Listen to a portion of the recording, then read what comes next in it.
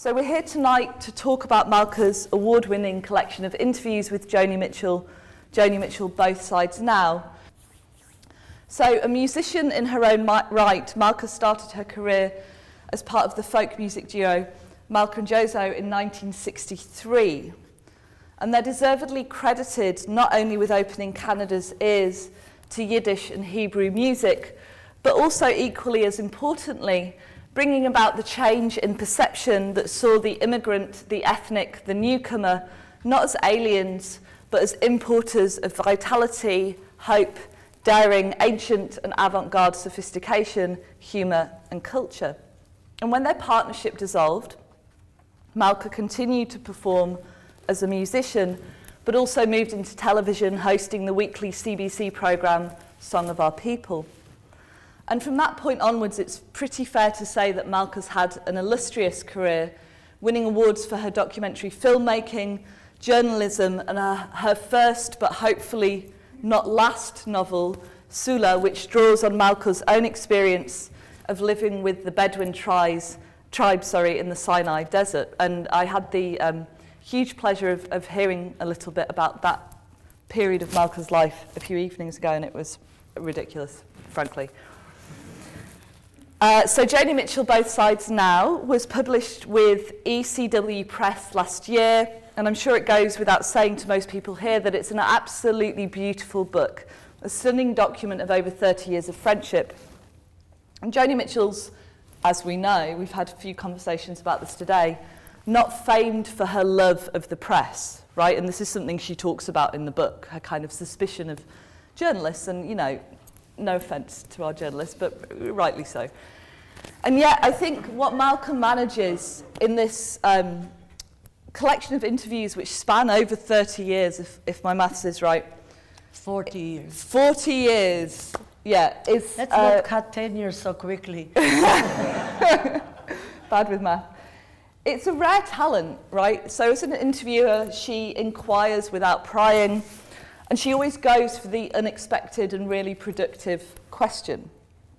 So if you haven't purchased a copy of her interviews yet, which we can see a copy on there, I'd really urge you to do so after the talk. So we've got obviously the book signing and the wine reception, and Waterstones will be selling copies of the book. So if you don't have it, if you do one thing this evening, don't, forget about the wine will wait, there'll always be wine. Buy the book, right? But just buy the book. Okay, so that's me for a second. I'm going to introduce Jamie in a moment, but I think Malka had a few words before then. Before I'm afraid that once I start talking about Joni, I'll forget everything. And so before I start, I would like to thank Ruth for this wonderful symposium. Really. Amazing. Thank you.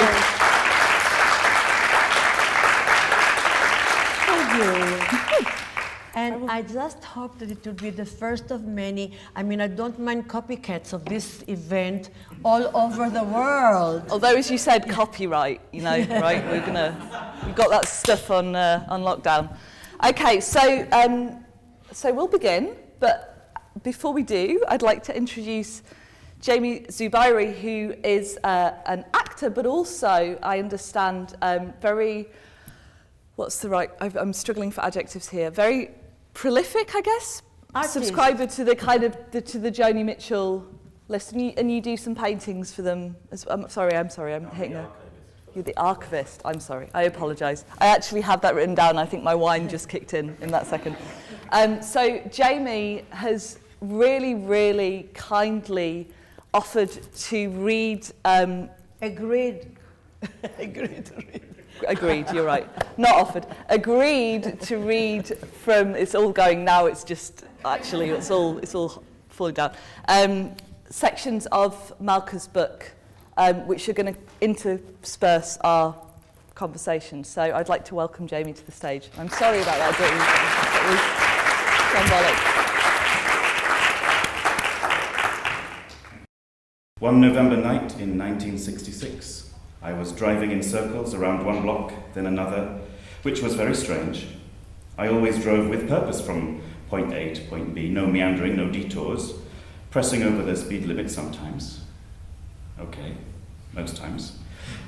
Trying to juggle a big career and a household with 2 little children and a bad marriage. I was always rushing, yet I could never catch up. Why did I deviate from my norm that night? I don't know. Earlier that evening I had been dealt a crucial dilemma, but instead of sleeping on it, as common sense demanded, I was driving on it. Driving from one dark and deserted street to another. They rolled Toronto up for the night very early in those days. It was already winter cold, and the usually humming Yorkville village was deserted.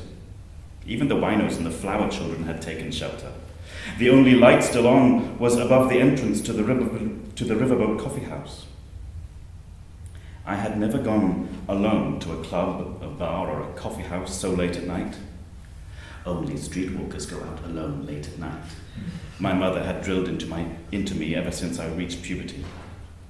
But it was a night like no other already, and maybe because the street was deserted and no one could see me, I got out of the car and went down the steps into the basement that housed the riverboat. Inside the coffee house was a dark hole. After the eyes adjusted, you could see that the place was empty, except at the back were 2 of the staff making out. Long and narrow, the coffee house resembled a submarine more than a riverboat, and at a squeeze could hold 120 people decked out in their fab, groovy, or funk attires.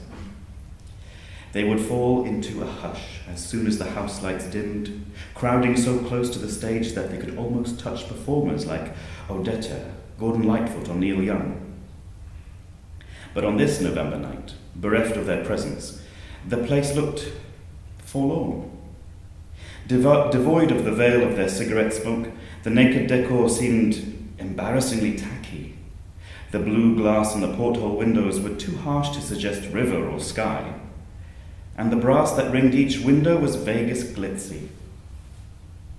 But the pine-paneled walls enhanced the acoustics of a sound system so good it lured musicians from all over the continent to perform there. Solid wood slab tables anchored the booths and lent the place a sense of permanence, uncommon to most of the coffee houses that were sprouting in Yorkville Village like mushrooms after a summer soak. I slid quietly into the darkest booth nearest to the door. On the lit-up stage, a platform, only a foot if that off the floor, stood a girl who must have picked out a miniskirt at the Salvation Army. With her back turned to the empty seats, she seemed totally engrossed in trying to tune her guitar and failing,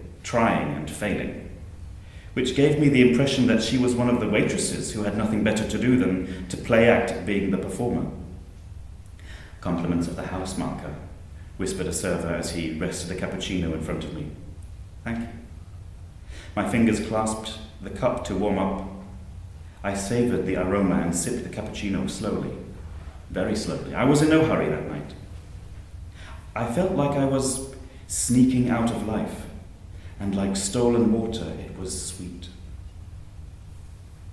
The girl on the stage also seemed to be in no hurry to do anything but tune and retune her guitar, tune and retune. My cappuccino cup stood empty, and still she kept tuning, the knob of one string, then another, this way and that way, a bit higher and just a bit lower, but with such intensity that, like a magnet, it drew you out of yourself. She turned to face the empty seats, and leaning closer to the mic, she strummed a progression of chords with a surprisingly assertive hand. They were unlike any chords I'd heard before. I found myself hanging on every note. And then she started to sing. From verse to verse, her song was like a kaleidoscope that splintered my perception, turned it round and refocused to illuminate a reality I had not dared to see. Thank you.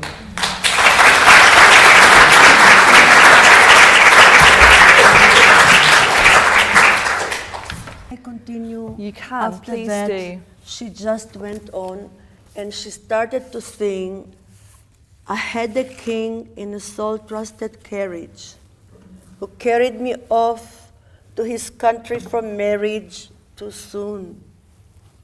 beware of the powers of moon. There's no one to blame, no one to name as a traitor here. I can't go back there anymore. You know the keys won't fit the door. You know my thoughts don't fit the men, they never can, they never can. That's it, she got me at there. I was a puddle, I was just, it was one of those moments, somebody described it so well that although I'm a lousy reader, I would like you to share it with you. I experienced that once in a lifetime moment of unexpectedly stumbling upon the revelation of my own existence. It delivered to me my own passion as a gift, illuminated the wonder of being. This is what I am inside, on the inside. It is the essence of being and also of experiencing being alive. So that was the moment that is how I felt at that particular moment. It was like a whole world opened up for me from the inside. And I knew right there that that's it. My marriage is finished. It's no use hanging on. And that's it. I don't have to drive around anymore. I knew what I had to do. However, I felt that I was, even before that song, I felt that she was singing, urge for going, urge for going, go Malka, go. And the circle game, what are you going round and round, stop it. And every song that she was singing was the story of my life. And I was thinking, this woman, this girl, a young girl, is singing, she's got a universal voice, universal poet. I mean, who the hell is she? No one is there. So I wait until she finishes the set, and she finishes the set with both sides now. Bang. I ran to her, she's taking her guitar off, and I said, who wrote these songs? And she says, I wrote them. I said, oh my God. Of course, I went much crazier. I'm much older now and tamer. Anyway, I went crazy over her. I hugged her and I kissed her, a total stranger. And I said, you are an immense talent. The world is going to be recognizing of all the wonderful gifts that you have to give us. And if it doesn't, the world is stupid. And this is the only time in my life that I was right. So I asked her, what is your name? Because there was no name on the marquee outside. She says, my name is Joni Mitchell. I said, wow, Joni Mitchell. Do you know Leonard Cohen? Yes, I know Leonard Cohen. You are as great as him, even greater. Do you know Bob Dylan? Yes. Oh, you are as great as him, even greater. Joni Mitchell. I was celebrating. I said, by the way, my name is Malka. She said, I know you. Because at that time, I was a very big star in Canada. I had a very prestigious show on television right after the hockey game on Saturday night. Coast to coast, amongst other things, So, Carnegie Hall, Salvador Dali, my fan, so people knew me, and she knew me. I said, you know me very well in your songs. And I was so floored by her, just going crazy about her. And you want to ask me a question? I don't. I'm wrapped. I really am. The next day, I called it. I waited for the morning, and I called my A&R guy. I was recording for Capital EMI at that time, and I called my A&R guy and I said, "Do I have somebody for you to discover?"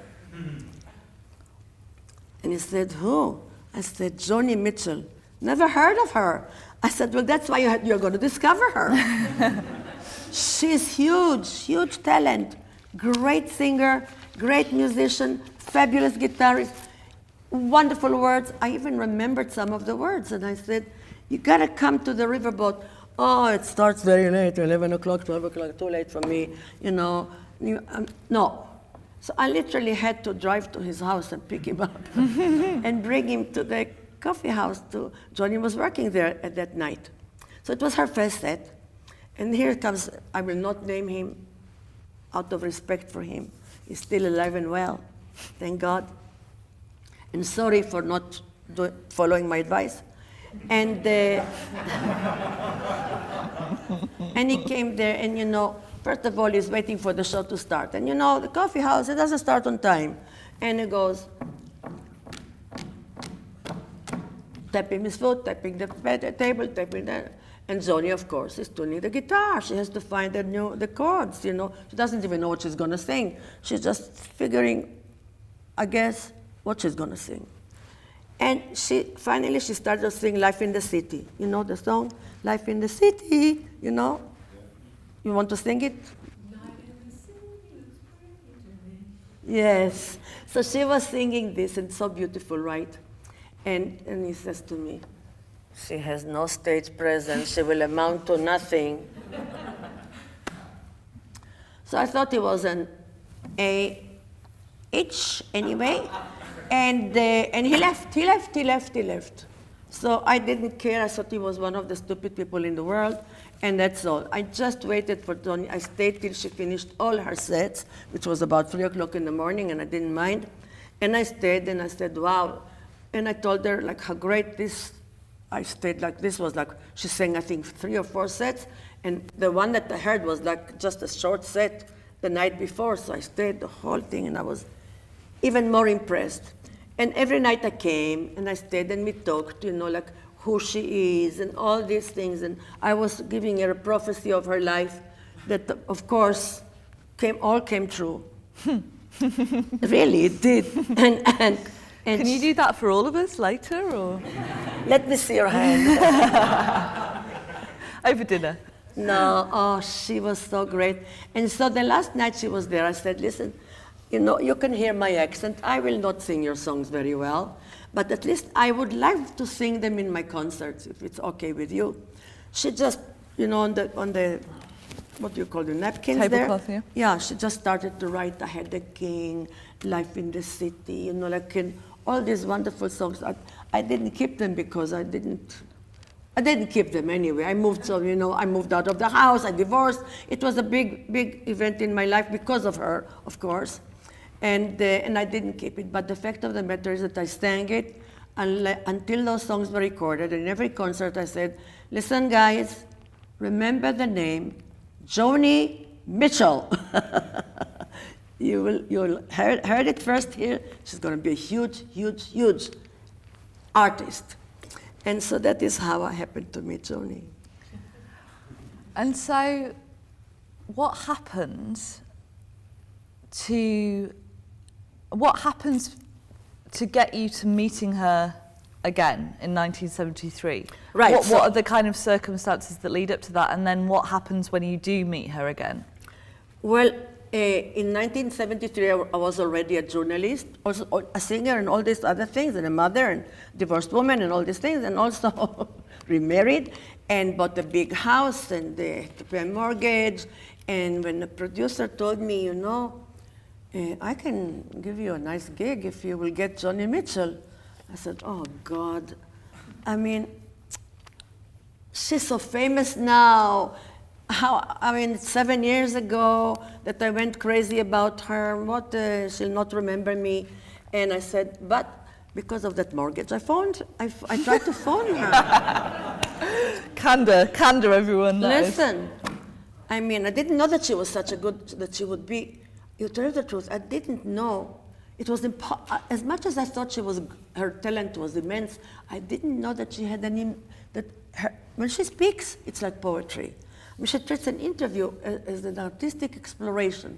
So it's really an amazing thing. I didn't know then how wonderful she would be to interview. Anyway, at that time, pre-Google, hello, how do you find a person? Well, Canada has terrific phone system. I phoned the operator and I said, listen, I've got to try to reach Joni Mitchell. Do you know her? Oh, yes, I do know her. Everybody knows her. I said, how the heck are we going to try and find her? Leave it to me. And she tries her record company. They shunt us from this department to that department to the you know, it took about an hour and a half, 2 hours, until she finally, somebody gave her the management, Joni Mitchell, her manager, or management office. So I called, and the operator said, it's all yours now, okay. So I called, I said, I would like to do an interview with Joni Mitchell. And who is calling this there? I said, Malka. And how do you spell it? Okay, I spelled it. I said, is there another name? No, just stick with that name. She will know me, I think. How come she will know you? Well, we had a meeting 7 years ago. I figured, what have I got to lose? Here's my number, you know. And I went, figured, okay, it was a good try. I worked for it. I deserved a glass of wine. That's it. I tell you, I swear to you, not late more than 5 or 10 minutes. I hear a phone ring a ding. I pick it up. Hi, Malka, it's Joni. I was so stunned. Didn't ask her, how did you remember, you know? And, I never did ask her. Because that is already history, for us. But at the moment, I was too stunned. And I said to her the truth, Joni, I switched to journalism now. I bought a house. I thought she knew the district. It was very, very fine district. And a huge house, huge mortgage. I needed to do an interview. Would you be willing to? Oh, sure, come on over. But I'm rehearsing now. Do you mind? I said, no, I don't mind. She was rehearsing to go on tour before the record Court and Spark came out. You didn't switch off the phone. I'm sorry. I spilt wine on myself as well. That double bed girl. Yes. I'm both unprepared and covered in wine. Yes. So sorry. So I'm sorry, anyway, Malka. I came there, and she was sharing a house with David Geffen at that time. There was just, I think David was renting it from Julie Andrews. Wow. It was certainly a movie star's house, just like you read in the movie magazines. Anyway, she was extremely wonderful. And when I came to that rehearsal, I sat there, and I was the only other woman, other than Joni, I was the only other woman there. And sometimes I wonder if that was not, two things happened there. First of all, I was a colleague that I knew her before the LA Express, and Elliot and everybody else knew her. So I was like the first to know her there in the room, and the first to acknowledge how great she is before anybody else did. But then maybe it was because I was also their first audience. I flew in from Canada. I sat in the rehearsal hall, and I was blown away. I mean, that band was great, and I knew that this record is going to just be amazing. And that's Court and Spark. Yes, and I want to just tell you, I was asked, how did I prepare for the interview? Well, then before Google time, you couldn't check like what other people wrote about her. And so I didn't read anything about her, but I did play her songs and read her lyrics time and again and again and again and again, day and night. And then one day, my son was then little, and he says to me, Mom, how does a person write a song? And so I asked Joni this question, of course. I told her, my son asked me to ask you. And this was her reply. How does a person create a song? A lot of it is being open, I think, to encounter and to, in a way, be in touch with the miraculous. I'll tell you about the way this one song was written, because it has a song within a song. I had the line which went, 3 waitresses, all wearing black diamond earrings, talking about zombies and Singapore slings. Well, the song can be taken on a couple of levels. Symbolically, to me, it represents the Trinity in a way. The 3 waitresses, it's like a religious parody, making Mecca or making the shrine or the church bar and grill. I had 2 verses written to it. I didn't know how it should end. I didn't know what kind of point I was trying to make or anything. And one night I pulled into a gas station at 4 o'clock in the morning. There was an old man there. There was no one else around. And the old man said to me, "What are you doing out so late?" And I said, "Well, I've just come from this recording studio down the street." He said, "Oh, you sing?" Then he asked me to sing him a song. But I couldn't. I was tired. I was impatient. I really wanted him to just put the gas in the car and let me go home. "Well, listen," he said, "if you're not going to sing a song, I'll sing you a song. You know, you can sing just like Nat King. I could sing just like Nat King Cole," he said. And he burst into 2 verses of Merry Christmas, just exactly like Nat King Cole. All this time, he still hadn't put the gas in the car.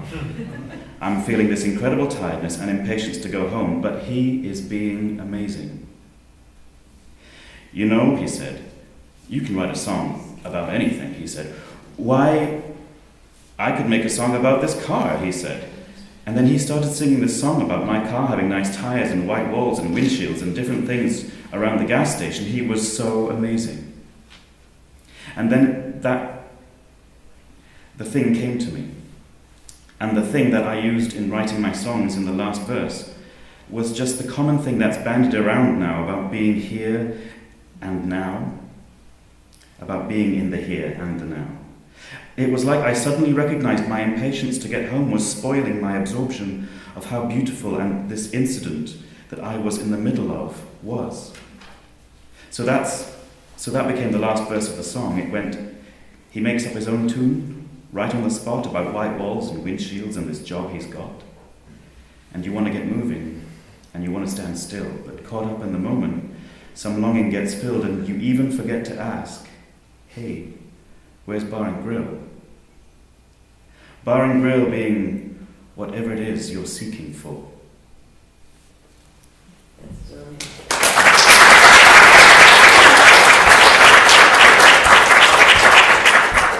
You see how she gorgeous. speaks? It's amazing. Yeah, gorgeous. Thank you, Jamie. What were those early experiences of interviewing Joni like? What did they feel like? I mean, what was the kind of, was there rapport between you? Well, it was as what if happened? the 7 years didn't happen. As if we were back although we were in this multi-million-dollar mansion, it was as if, first of all, she invited me to the kitchen. I mean, she must be Jewish somewhere, invited me to the kitchen, and we were sitting in the kitchen, and I said to her, "Joni, I'm not going to speak with you because I want to record what we are speaking, our conversation, and so everything that we say is on the record. Everything. Because otherwise we will gab about everything and the essence will go away and it will be a shame. So, hello, nice to see you. Let's press the button." And so she agreed to it. She knew where I was coming from. It was all a matter of extreme candor.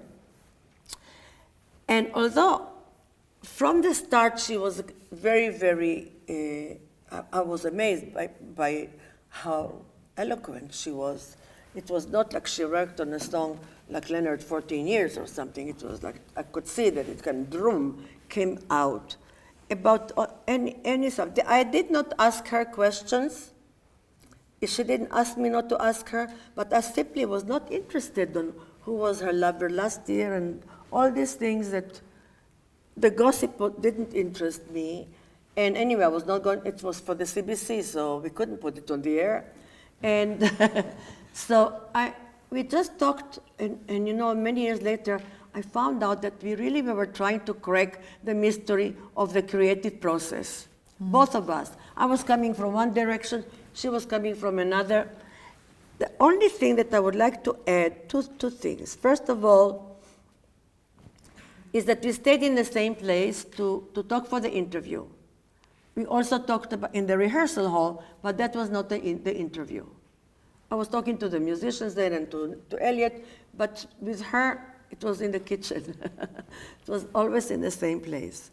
And during the only thing that she told me off the record was that she had a child before we first met, and she had the child out of wedlock, which was at that time, it was the shame of shames, very loose woman, blah, horrible. And that she was looking to find her now. And that she asked me to keep it secret. And she was so famous, I was afraid. Those times we recorded on cassettes, like tape to tape. I had the ewer. And I was afraid that the tape would fall into somebody's hands. So I put it in the vault, in my safe in the bank. God. For 20 years. 20 years. Then it became public, and then I took it out of the bank. I had the safe just for this, for God's sakes. So that's it. I didn't need it anymore. There is a little story afterwards. Did you see that wonderful PBS thing about Joni? Mm-hmm. Well, in 2013, that yeah, one. yes. I think it was done before. Okay. Yes, right. It was the American Masters. It was very, very Where good. she's wearing the green? No, that was for the CBC. Okay. No, that was a wonderful documentary. Mm. And the producer of that, American producer of that documentary, says, listen, I was doing the research, and I saw that you kept secret on this for 20 years. What kind of a journalist are you? So you see where my loyalty lies. To Joni, much, much, much, much more than to journalism. So. Well, that's a good thing, right? I mean, that's how it should be in a friendship, no? That's how it is. Good. Okay, we're going to start to wrap up our conversation now, great. just to give you time to ask Malka whatever you'd like to ask her. So, I think what I'd like us to do is to talk about really quickly kind of what happens to get you full circle back to the last interview that you did with her. I mean, what happens, and what was the experience if we think, that the first interview is when, 73? Yes. And the last interview is when, 2012? Yes. Yeah. Yes. How does it feel to, you've had a friendship that's developed in the interim, and how did it feel to be interviewing her again in 2012? Well, I asked different questions, of course. At that time, we were both like 70. We are interested had a big life work, so we were interested in different things. And I told her that somebody wants to publish these conversations. And I think they're so good that I'm going to agree. And I said, listen, it would be great if we could talk now over the life that we had with the new wisdom, old wisdom. And she agreed, so I flew over, and all the interviews were done in 5 days, or rather 5 nights. And Joni's in the kitchen still, or? Yeah, in the kitchen, in this kitchen or another. The best conversations happen in the kitchen, I think. And she would be up all night, and I come from Canada, which is 3 hours, like at 3 o'clock in the morning. LA is 6 o'clock in the morning for me, Toronto time, and I'm going like, oh God, Joni, let's do it tomorrow. No, once she gets going, she wants to finish it. She wants to get to the core of what it's an exploration. It's not an interview. It's not a conversation. She herself doesn't know where it's going to lead. And of course, I'm dying to know where it's going to lead. It's an amazing journey. So it didn't change in that regard. It just, it's an amazing experience to really, the only difference I think from me and other journalists, I didn't have any agenda. I just wanted to really hear her and what she had to say. And if she wanted to go on a tangent for an hour, it's okay with me. I like the tangents. I think they are brilliant. And so I think this is the difference maybe between me and other. And you were mentioning journalists. Mm. We live in a time where if one guy or girl or lady or whatever writes, Joni is a recluse. Everybody sees it. If you want to check on Google Joni, it comes up and it's like a fact. And that guy maybe he made it up, but once it is in print or in the net, it becomes a fact, and people ask me, what, she's a recluse? What recluse? It's nonsense. We went just last November. I was telling Ruth, there was no table. They put a table in on the sidewalk on Sunset Boulevard, and we were sitting and having dinner there. People were approaching her. Joni, we love your music. Thank you very much. No bodyguards, no nothing. I don't know where these journalists come with these sayings. So Joni suspects journalists because they don't tell the truth. I don't understand it. But anyway, it sells. It sells better to say, if you say a recluse, it will sell better when I say, she's not a recluse, you know. So then what is so great about her, you know? So they make up the stories to sell. Yeah, it wouldn't make for a great headline, would it? Joni, not a recluse. Exclamation mark. Joni out. Cute picture of Joni socialising. No, not good. Okay, so 2 more questions before I turn you over to the crowd. Bless you. Bless you. What do you see? Do you see kind of where Joni's influence on other artists lies today? And I'm thinking particularly of something you told me about Cameron Crowe. Oh, that was very fun. It was in the same time that last November when I came to Joni's birthday at the museum. It was, what is the name of that museum? The Hammer. The Hammer, yes. In LA, right? Lovely place, by the way. And it was the big public one, and people came to me, a guy, gorgeous guy came to me. He said, I'm Cameron Crowe, Malka. I want to tell you that I owe you my career. I said, my God, Cameron Crowe, I owe him. I love Almost Famous. I love Jerry Maguire. I love how I got you. I knew you got me at Hello. And so I adore him, didn't know him. And I laughed. I thought it was very funny. And I laughed and I said, what's going on here? And he said, it's true. When I wanted to get into journalism, I wanted to write for the Rolling Stone magazine. And I was a kid, and they told me, look, if you can get the Led Zeppelin and interview the Led Zeppelin, we'll give you that interview in Rolling Stone. And of course, they gave it to him because the Led Zeppelin didn't give interviews. But he, being stupid like I was, you know, with Joni, just phoning her. And so he tried to figure how to entice them to give him an interview. And he heard that they loved Joni Mitchell, Led Zeppelin, crazy about Joni Mitchell. So he was looking to give them something about Joni Mitchell that they didn't have, nobody had. Certainly nobody had it in the States, because the interview that I did with Joni was broadcast in Canada. So an exclusive. Yes, it was just an exclusive for 3 years, yes. And he got a bootleg tape of this 73 interview. And he said to the Led Zeppelin, if I give you this interview with Joni, nobody had an interview with Joni then. If I give you this exclusive interview with Joni, would you give me an interview with you for the Rolling Stones? I said, okay, let's hear it. Well, a few days later, they come and they said, okay, we'll give you the interview. And it was on the cover of the Rolling Stone. So he comes and he said, well, the reason that I come, it's not to tell you the story. I'm going to put the story in my website. I want a copy of the tape. I gave them my only copy.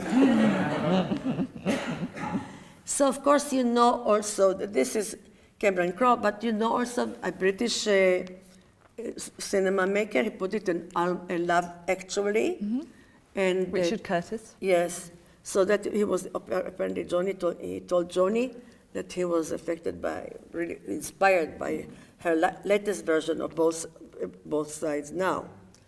So we had a paper on that today. You see Jo there wearing the blue shirt? Yes. She gave a paper on Richard Curtis today. Oh, really? So So I have a favor. Can I have a copy of those papers? Yes.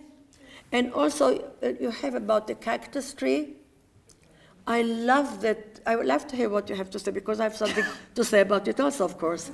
It speaks to me so much, you know, as an artist, about the conflict between life and art. So I want to know what you have to say about it. May I? Absolutely. You can give it to Ruth and she'll give it to me. She will. I've asked her. I feel like that's a really natural time for us to open up to you. What do you think, Malka? Okay, I'm ready. Okay, let's go. Questions? Questions for Malka? Mike? A really obvious one. Do you Pardon? know, a really obvious one. Do you know how her health is? She's coming along really nicely. She's getting better every day. She's resting very nicely at her home, beautiful home. You know, she's got the best care in the world. And they expect a full recovery before long, I hope. I plan to go there next month or the end of this, oh, it's already July. This month, hopefully, yes. Yeah. You described your first meeting with Joni as an incredibly awe-inspiring moment for you, almost a quasi-religious moment. The way you Really? described Yes. It sounds almost like a religious revelation that the people might have. Did you ever think you were in the presence of a kind of superhuman intellect person? was it of that level of power to you? Yes, I knew almost after the second song that I was in the presence of a unique kind of genius. I knew without any doubt that she was very, very, very wonderful poet and musician. I mean, her chord blew me. I mean, I just was crying all over the place and floating as the only person there like a mad woman. And I was very glad every night came a few more people. And I stayed for all the sets. I mean, I really thought that I truly believed, I was really awed. I mean, to tell you the truth, more than by Dylan and Leonard Cohen, I thought she was immense. And this, you know, at that time she was extremely young. Her voice, I mean, it hovered like forever. I mean, you could have a cappuccino and she's still singing in the breath. I mean, no, it wasn't corrupt by all the cigarettes. She was just like, I mean, being a singer myself and a musician, I could appreciate maybe the music more than most people in that particular place. I knew what it took to sing those songs before I sang them. And the chords, I mean, I never heard such chords. And I understood why she was tuning the guitar like that. I had all the patience in the world. So I knew, yes, I did know. I was thinking, one thing I find staggering for someone of her age is the wisdom she has amassed in such a small time on the earth. Well, I thought she was a poet. I thought she was sort of like Mozart. You know, like you cannot really put an age on it. I felt she was a poet, a real poet. And look at Dylan, he wrote Blowing with the Wind when he was, 19? You know, so I'm sorry to put them in the same breath, please, Joni, forgive me. But that thunderbolt will be striking you down any second, Malka. But yes, I knew. It was, what was really striking was that it came from such a young girl. You know, I'm a little older than her, and I was thinking, wow, this is immense. But I didn't think it was a girl already. I thought it was a poet and an artist. I didn't think of her anymore as a girl. If you know what I mean, I don't know how to describe it. Mm. I think of her as a girl when I'm speaking with her. But when I heard her that night, I thought of her as an artist. Joanne? Did you ever play or sing with Joni? I didn't sing, oh God, no, I didn't sing. I sang her songs. I sang her, when she left, after she finished when she gave me all the lyrics, I studied them, and I had to remember the melody, because there was no record. So I sang them, I was singing a lot of concerts at that time, and coffee house gigs, you know. So I sang them for about 2 years, until... Never with her? Never with her, no. I didn't really have a desire for that, you know. It was like, it was really once in a lifetime I thought, that's it. I really was privileged, I thought, you know. And I still do. I still think, yes. Yes. You may not have been in the room this afternoon for the discussion, but I wasn't. I want to ask you the question that was bandied about. People were talking about how in all of their scholarly works, that if you're talking about these other people, Leonard Cohen, you might say Cohen, or Dylan, but people say Joni, and some people even said they wrote their papers, they said Mitchell, and then when they gave their papers, they said Joni. Is there something about her, the way she expresses herself? You saw her so early that she draws you in, that you feel like you know her more than you might another person, that it feels a more personal connection? Do you know what I'm asking? I never thought about it, to tell you the truth, until now. I think the fact that she's Canadian, maybe, but Leonard also, in Canada, we call him Leonard. And when he gave a concert, and everyone said, Leonard, we love you, but they don't say, Leonard Cohen, we love you, And so people approach her, they don't say Joni Mitchell, they just say, Joni, we love your songs. Thank you for the music, They're very polite.